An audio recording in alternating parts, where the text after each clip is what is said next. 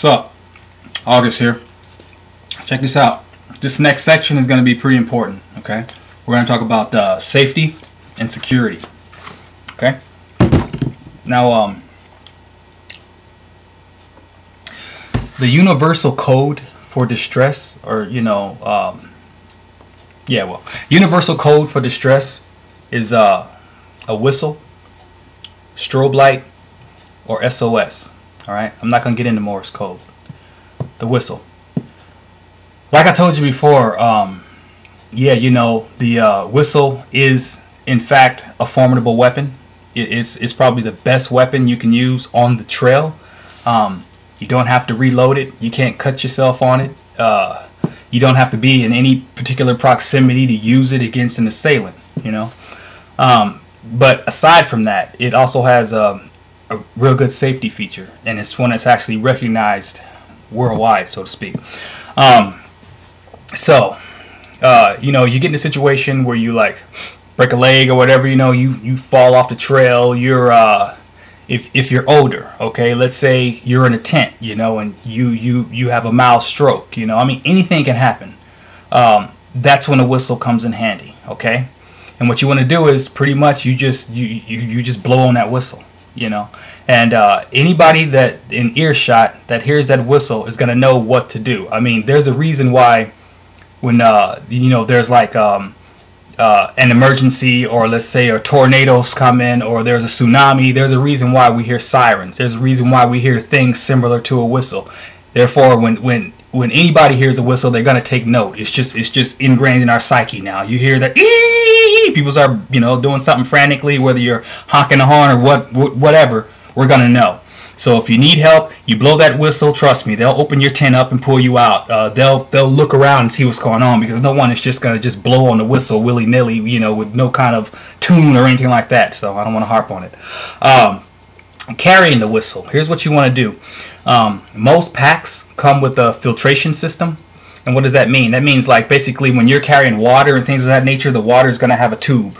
And your pack is going to have something where you can clamp that tube on as far as here. And most hikers, when you're hiking, the water is so readily available because of that tube. You can just do like that and drink, okay? You want your whistle to be that much readily available. So the way you do it is, if you got your water here, you need your whistle right here on the other strap. And you need to secure it such that if it's getting jostled or anything like that, nothing's going to happen. It's not going to fall off the trail.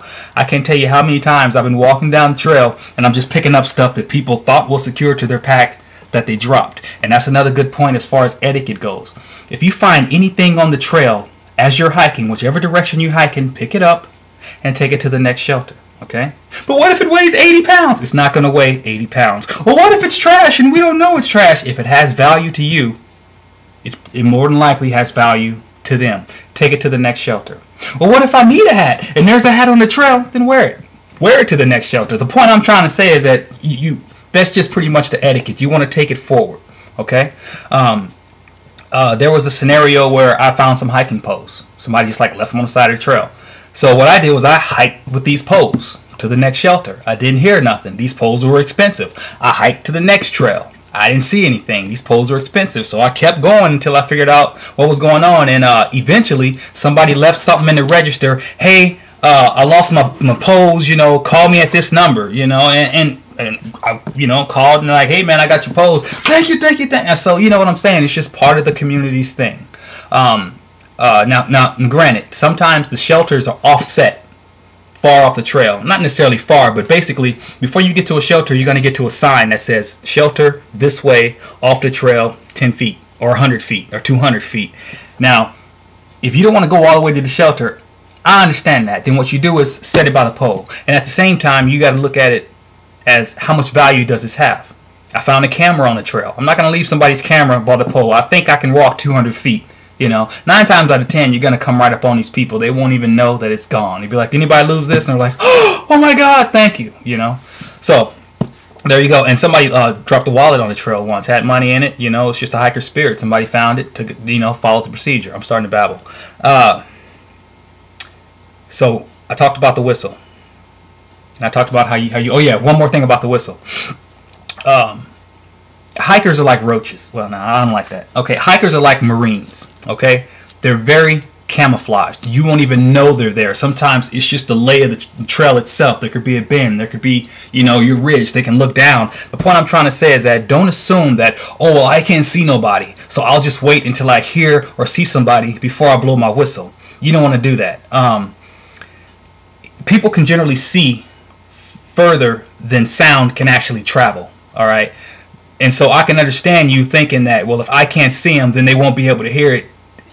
Don't assume that, okay? When you're hurt, when you need help, blow the whistle. I mean, how much wind does it take? Can you blow a whistle for 5 hours if your life depends on it? I think you can. Just blow the whistle. You never know. There could be somebody around the ridge. There could be a hiker, you know, in a little berm that was sleeping there tonight that decided to bivouac, you know, no tent, no nothing. They're out there. You know, you may not know they're out there, but they're out there. So, you know, be optimistic. If you need help, blow the whistle. Somebody will come. A strobe light. Okay, a strobe light is, you know, we've all been to discotheques. It's just a flashing light, okay? And that's generally something that you see at nighttime. You know, like, you know, if somebody needs help, you know, you look for the strobe lights. You got the blinking light. Most lamps that you buy in stores have a strobe light feature. If your lamp does not have a strobe light feature, I would say get one that does. You know, now you got lamps that have the red light, the two lights, all these different kind of lights. The only safety feature you need, I mean, red light is cool, but that's not a safety feature. You know what I'm saying? That's for, you know, when that doesn't matter what it's for. Make sure if you only have one feature, go with the strobe light. If it's only one feature, go with the light and then the strobe light.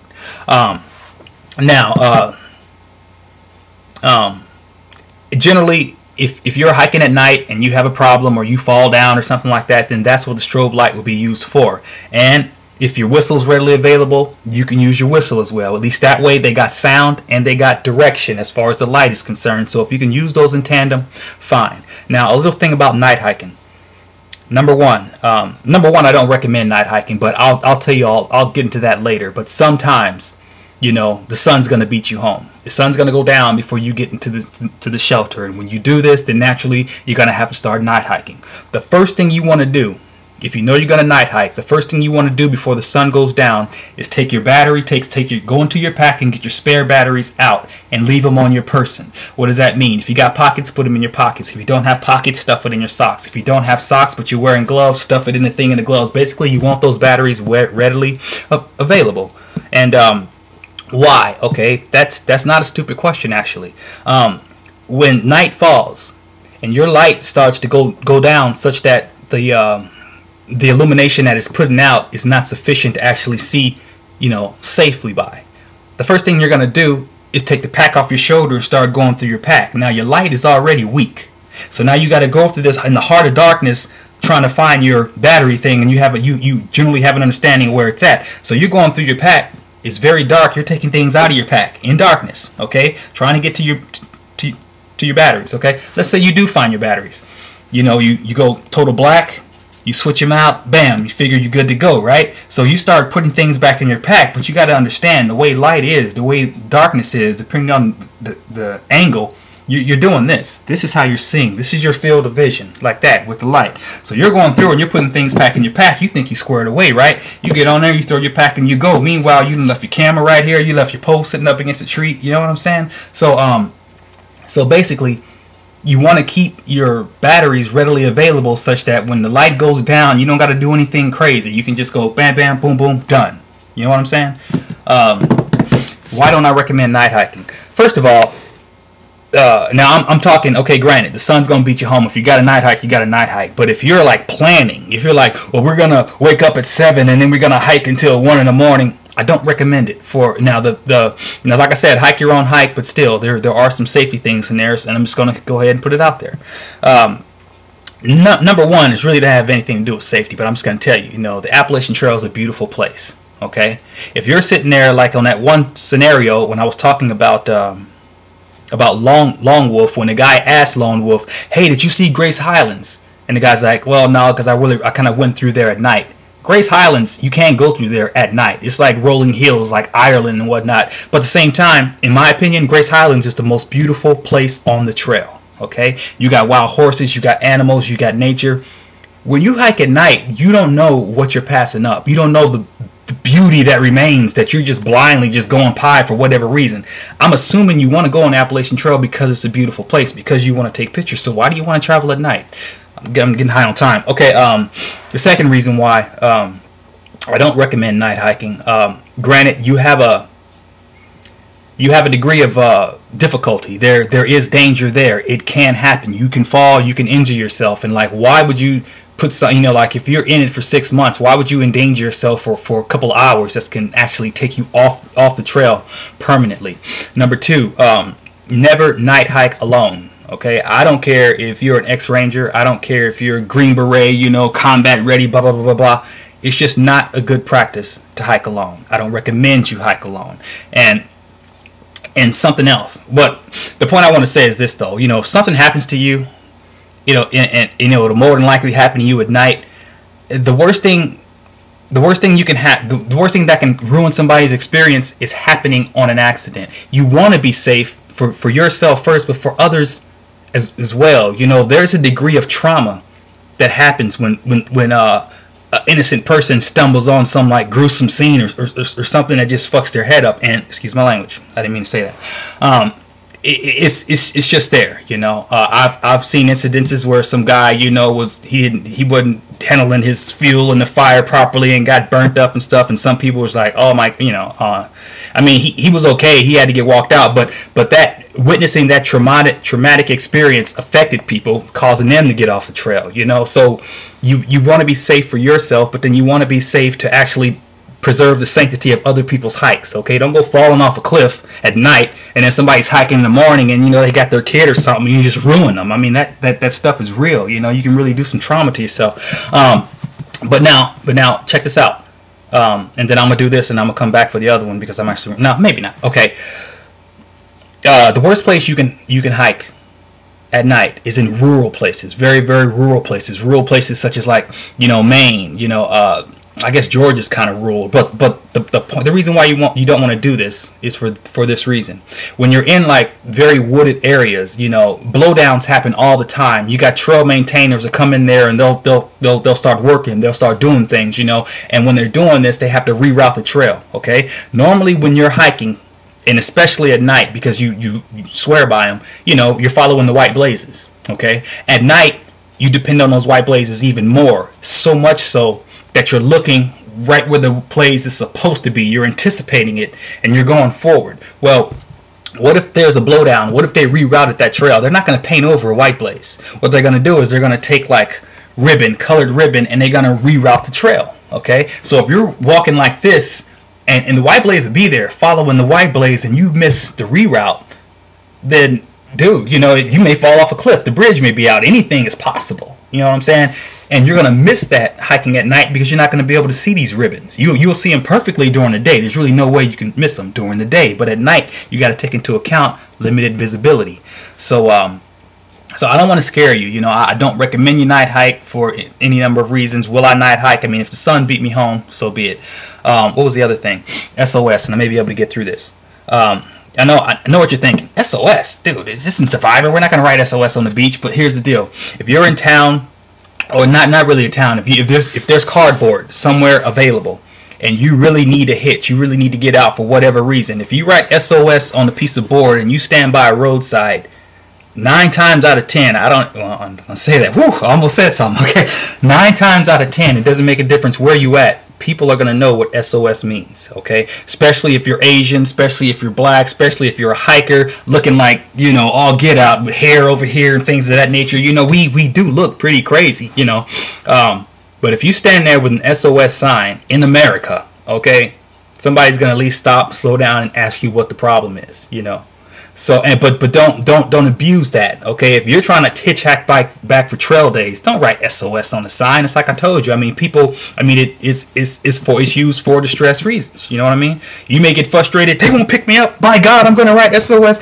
I'll look at you like this, man. It all depends on the nature of your need. If your need is that great, that I don't know what the emergency may be, but if your need is that great and you need to make a sign, put Put SOS on that sign real nice and just stand by the road. Granted, what if you don't have SOS and you go out on the road flailing your hands and waving? I mean, you know, maybe they stop, maybe they won't. You may scare more people than that. You know what I'm saying? But at least you're doing it with a little finesse. You know, people will be like, their first intuition won't be, let me hit the gas. This motherfuckers, let me hit the gas. This person may be crazy. You know what I'm saying? So SOS, 15 minutes, safety. One more thing. I mentioned mace or pepper spray. That's all good and fine, Danny. You want to take it. However, what you want to do is you want to spray it first. Okay, you got to have some inclination of the trajectory, of the distance, of the how it's gonna spray. Some of them have things where you can go like this, or things you can go like that, and you know, have an understanding of how this spray is actually gonna, you know, work. You know how much distance you have, because you don't want to wait until you actually need it and you spray it, you end up getting a mist and it ends up getting in your eyes, you know. And sometimes the spraying mechanism can be clogged, you know. I've known people that's been carrying the same pepper spray for 5 years, and I'm like, you really think that's going to work? You know, well, it seems to work, and then they hit it and nothing happens. So if you buy it, okay, don't spray it in the store, but go outside and test it, you know. And the manufacturers are aware of this. So even if you think it's small, you're going to get a couple of pumps out of it. Take that first pump and see exactly what's going on with this spray. I don't recommend, you know, you see people like using pepper spray in their food and all that. I don't recommend that. But, you know, hike your own hike. Okay, out here.